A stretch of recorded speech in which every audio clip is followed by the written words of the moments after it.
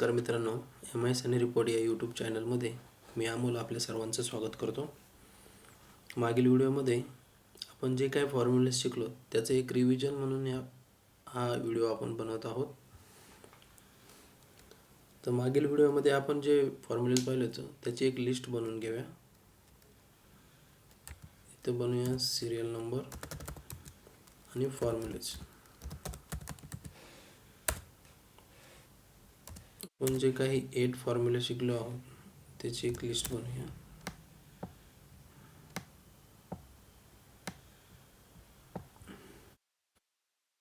सुरुवातीला जो फॉर्म्युला पाहिला होता आपण तो आहे is number, second is text, third some, fourth count,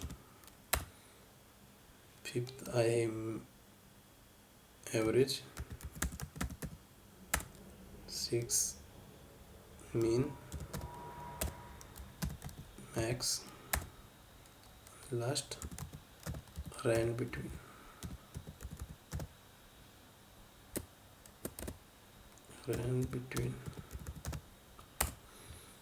हे जे फॉर्म्युले पाहिले आहेत आपण, या फॉर्म्युल्याविषयी आपण एक सविस्तर जाणून घेऊया. सुरुवातीला आपण पाहूया रँड बिटवीन. रँड बिटवीन हा फॉर्म्युला आपण रँडम डेटा बनवण्यासाठी यूज करतो.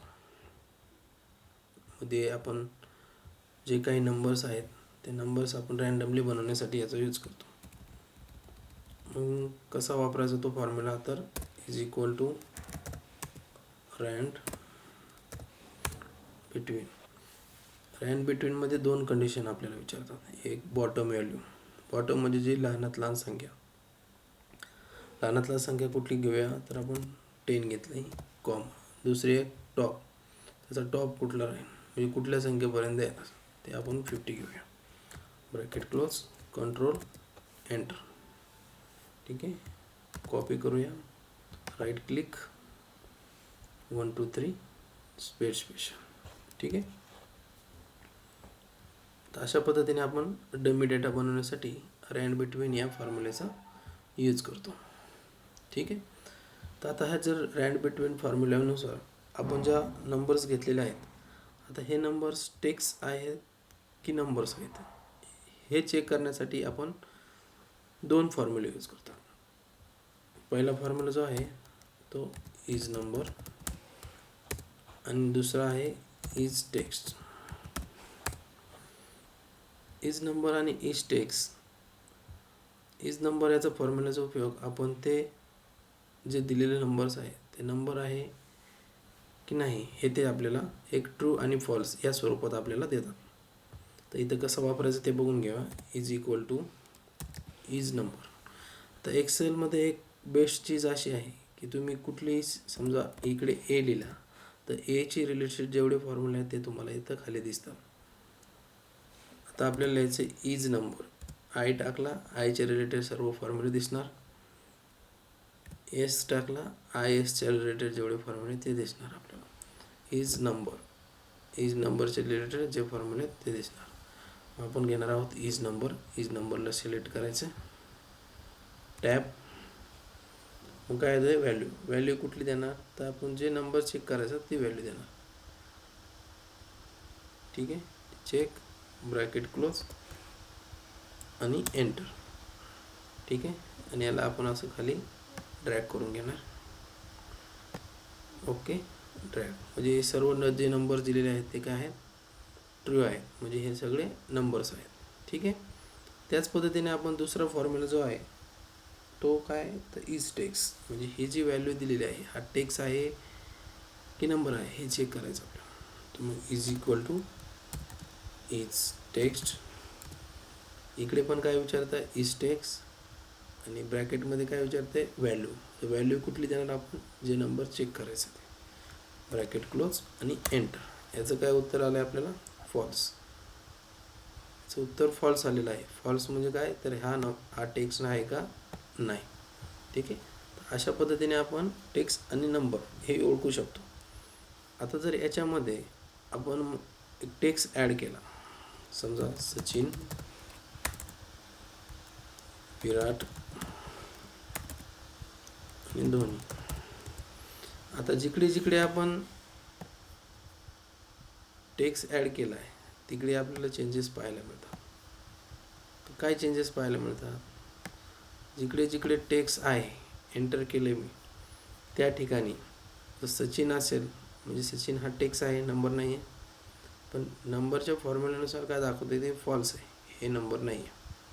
पण टेक्स्ट फॉर्म्युल्यामध्ये दाखवते कसं, तर हा टेक्स्ट आहे म्हणून. त्याचं एक एक्झाम्पल पाहायचं झालं तर आपण इथे एक रँडम नंबर घेऊया. 12, 13, 14,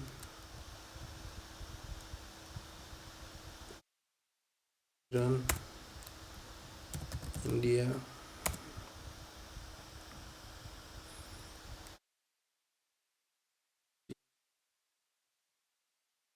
तर इथे आपण टेक्स्ट आणि नंबर हे दोन्ही फॉर्म्युले यूज करून बघूया. इथे पाहूया इज नंबर, काय विचारले आपल्याला, व्हॅल्यू ही द्यायची व्हॅल्यू, ब्रॅकेट क्लोज, एंटर. त्याला खाली ड्रॅग करून घेऊया.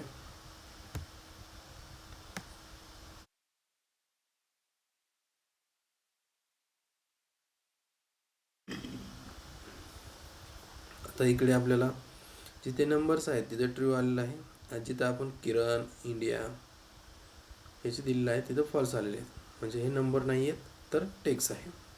त्याच पद्धतीने आपण इज टेक्स्ट हे जो फॉर्म्युला वापरला त्याच्यामध्ये आपल्याला काय विचारतं, व्हॅल्यूला हे सिलेक्ट करूया, ब्रॅकेट क्लोज, एंटर. व्हॅल्यूला वापरलं तर व्हॅल्यूमध्येही आपल्याला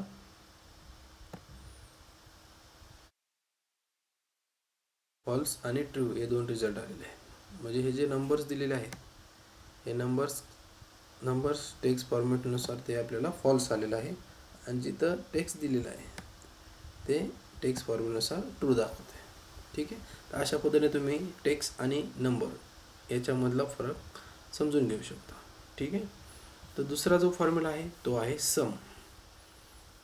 सम हा फॉर्म्युल्याचा उपयोग आपण कधी करणार, तर ज्यावेळेस आपल्याला दोन किंवा दोनपेक्षा जास्त नंबर यांची जर सम किंवा बेरीज करायची असेल त्यावेळेस आपण सम या फॉर्म्युल्याचा यूज करणार. तर इथे पाहूया सम. आता आपल्याला एक डमी डेटा घ्यायचा आहे, तर डमी डेटा घेण्यासाठी आपण यूज करतो रँड बिटवीन. बॉटम व्हॅल्यू कुठली, तर तीच घेऊया 10 कॉमन, टॉपची व्हॅल्यू 15, ब्रॅकेट क्लोज, कंट्रोल सोबत एंटर. तर आपण कॉपी करणार, डेटावरती राईट क्लिक, 1 2 3 स्पेशल. ठीक आहे. हा डेटा. आता समचा फॉर्म्युला वापरण्यासाठी काय करतो आपण, व्हिडिओवरती लिहूया सम,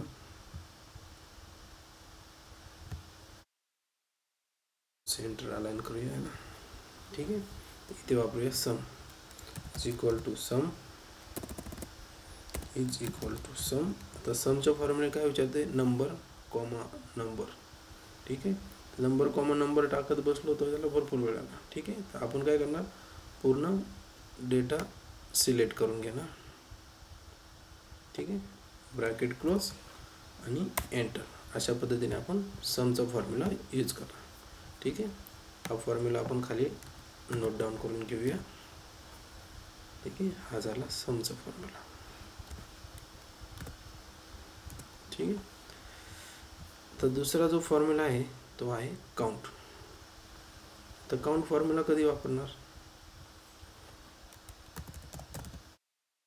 तर जे मल्टिपल्स नंबर दिलेले आहेत त्याचा जर आपल्याला एक्झॅक्ट काउंट किती नंबर्स आहेत ते जर काढायचं असेल त्यावेळेस आपण काउंटचा फॉर्म्युलाचा यूज करतो. मग इथे लिहूया काउंट. ते काउंटचा फॉर्म्युला लावूया इज इक्वल टू काउंट. याच्यामध्ये काय व्हॅल्यू 1 आणि व्हॅल्यू 2. मग सेम आपण जसं सममध्ये सिलेक्ट करून घेतली होती डेटाची रेंज तशी डेटा रेंज सिलेक्ट करायची, ब्रॅकेट क्लोज आणि एंटर. अशा पद्धतीने आपण काउंटचा फॉर्म्युला यूज करू शकतो. ठीक आहे. हाही आपण इकडे खाली माहितीसाठी ठेवूया.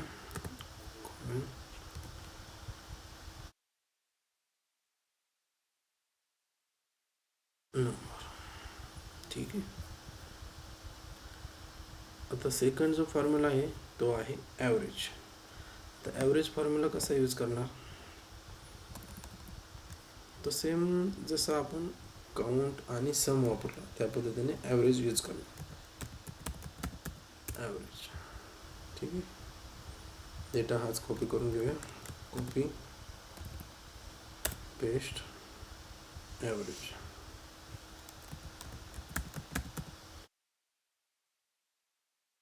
ठीक आहे. इथे ॲव्हरेजचा फॉर्म्युला घ्या. Is equal to average tab. तर ॲव्हरेजमध्ये परत तेच कंडिशन विचारतात, नंबर कॉमा सेकंड नंबर. तर आपण पूर्ण डेटा सिलेक्ट करून घेऊया, ब्रॅकेट क्लोज आणि एंटर. ठीक आहे. अशा पद्धतीने आपल्याला ॲव्हरेज हा फॉर्म्युला यूज करता येतो. ठीक आहे. याला पण आपण कॉपी करून घेऊया.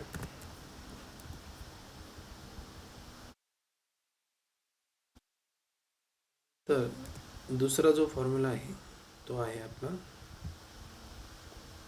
एक मिनिट. ठीक आहे, सम काउंट ॲव्हरेज. आणि दुसरा जो फॉर्म्युला आहे मीन मॅक्स. ठीक आहे. तर इथं आपण वापरूया मीन.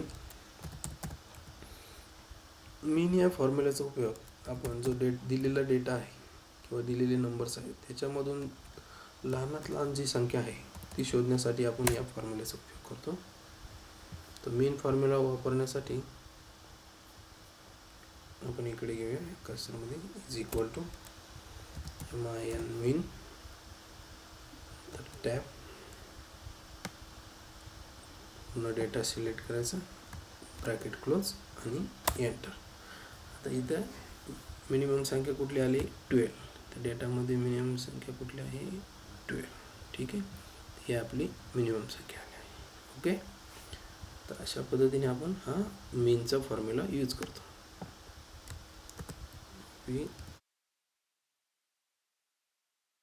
ठेवून देऊया त्याला. ठीक आहे. त्यानंतर दुसरा जो फॉर्म्युला आहे तो आहे मॅक्स. तर मॅक्स हा फॉर्म्युला कधी यूज करतो आपण, की ज्यावेळेस आपल्याला दिलेल्या संख्येमध्ये मोठ्यात मोठी जी संख्या आहे ते ओळखण्यासाठी आपण मॅक्स या फॉर्म्युल्याचा यूज करतो. आपण मॅक्सचा फॉर्म्युला वापरूया. Is equal to mx max tab, data select करून घेऊया, डेटा ब्रॅकेट क्लोज आणि एंटर. ठीक आहे. अशा पद्धतीने आपण मॅक्स हा फॉर्म्युला वापरतो. ठीक आहे. हाही तुमच्या माहितीसाठी आपण इकडे कॉपी पेस्ट. ठीक आहे. तर अशा पद्धतीने आपण जे 8 फॉर्म्युले दिले होते ते सगळ्यांची रिव्हिजन आपण 1-2 मिनिटामध्ये घेतलेली आहे. अशाच प्रकारे तुम्हाला व्हिडिओ जर आवडला तर तुम्ही लाईक करा, सबस्क्राईब करा आणि शेअर करा. धन्यवाद.